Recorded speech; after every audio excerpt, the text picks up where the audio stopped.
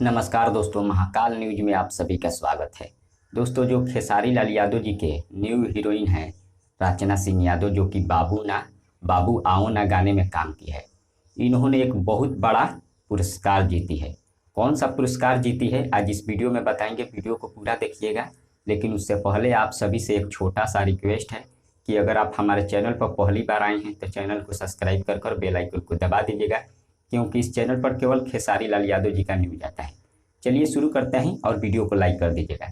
चलिए शुरू करते हैं। आपको बता दें दोस्तों, खेसारी लाल यादव जी का जो न्यू हीरोइन है, जिनका नाम है रचना सिंह यादव, जो कि बाबू आओ ना गाने में काम की है, आपको बता दें इन्होंने एक बहुत बड़ा पुरस्कार जीती है।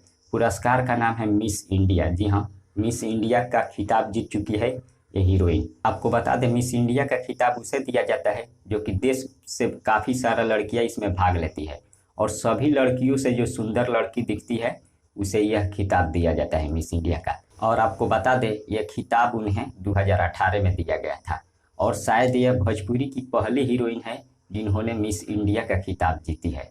अब इसके बारे में आप सबका क्या राय है, कमेंट के जरिए ज़रूर बताइएगा। और गाने को अभी तक नहीं सुने हैं तो खेसारी म्यूजिक वर्ल्ड से रिलीज किया गया है, जाकर सुनिए। तब तक मिलते हैं अगले वीडियो में। धन्यवाद।